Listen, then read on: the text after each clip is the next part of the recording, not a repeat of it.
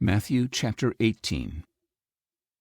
At that time the disciples came to Jesus and asked, "Who then is the greatest in the kingdom of heaven?" Jesus invited a little child to stand among them.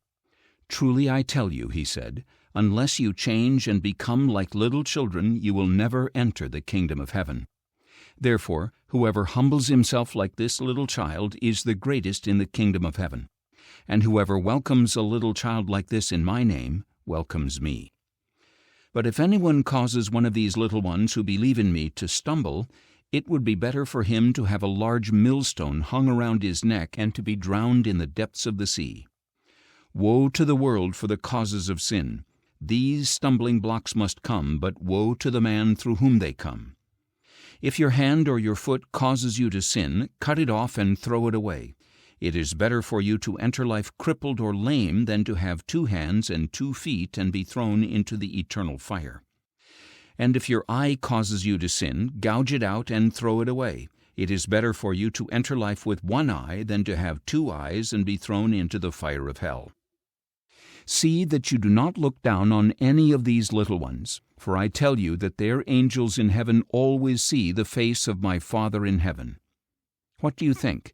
If a man has 100 sheep and one of them goes astray, will he not leave the 99 on the hills and go out to search for the one that is lost? And if he finds it, truly I tell you, he rejoices more over that one sheep than over the 99 that did not go astray. In the same way, your Father in heaven is not willing that any of these little ones should perish.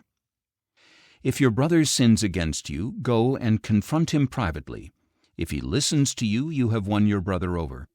But if he will not listen, take 1 or 2 brothers along, so that every matter may be established by the testimony of 2 or 3 witnesses. If he refuses to listen to them, tell it to the church.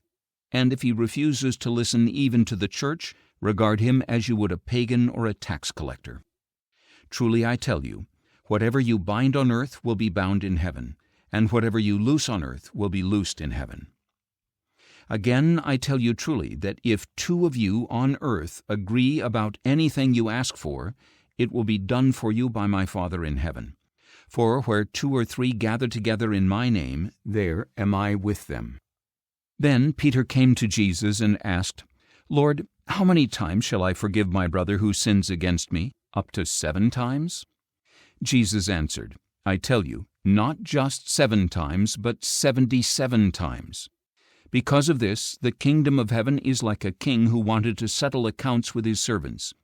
As he began the settlements, a debtor was brought to him owing 10,000 talents. Since the man was unable to pay, the master ordered that he be sold to pay his debt along with his wife and children and everything he owned. Then the servant fell on his knees before him. 'Have patience with me,' he begged, 'and I will pay back everything.' His master had compassion on him, forgave his debt, and released him. But when that servant went out, he found one of his fellow servants who owed him 100 denarii.